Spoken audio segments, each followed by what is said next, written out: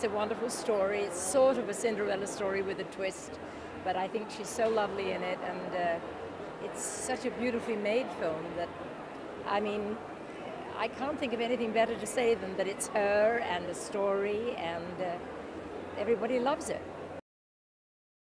I think probably one of the favorite moments is that iconic opening shot, which is so beautiful.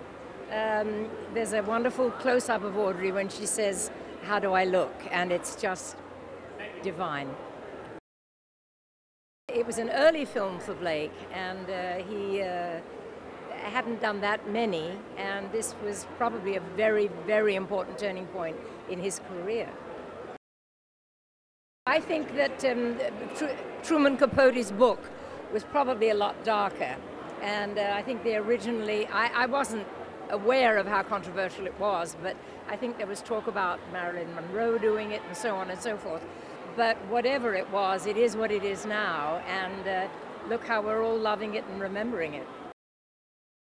Well, she asked for Hubert Givenchy to design her wardrobe, and I think that speaks for itself. I mean, it's so beautiful, the way she looks, the way she's dressed. I think everybody kind of sat up and took notice after this movie.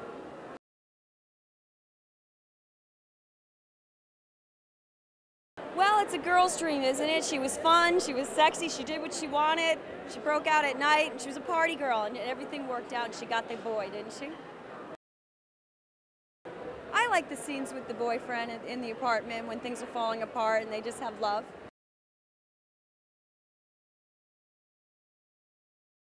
It's probably provided something for women to strive for, and men to, in their efforts to design for women, to strive for. You know, Audrey Hepburn embodies a certain kind of femininity so completely, and she's so iconic.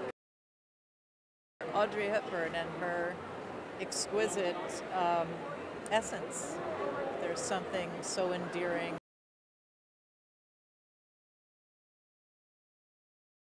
I don't think there was one dress that Audrey wore that didn't affect the fashion world. She was really a model for all of us.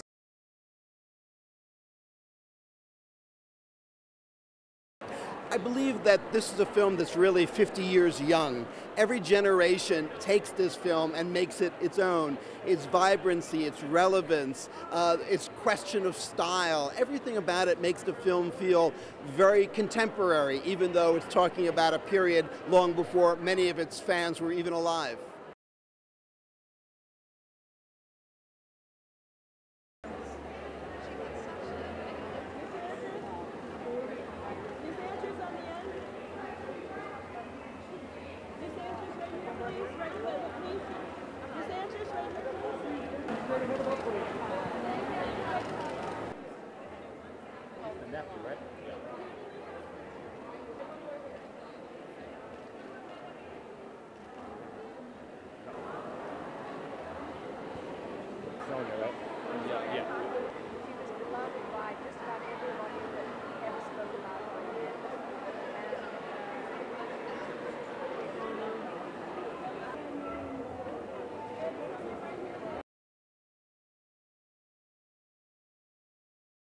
I was on Broadway performing, and on my day off I went to see Breakfast at Tiffany's, and wept and fell in love with it, and subsequently went back twice to see it again, never dreaming that the man who directed it would eventually end up being my husband. It's such a, life is wonderful, believe me.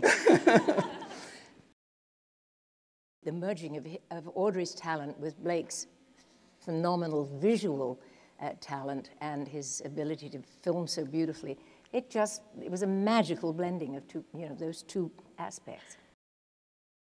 I did subsequently get to know Audrey quite well, because I don't think there was a soul that knew her that didn't love her.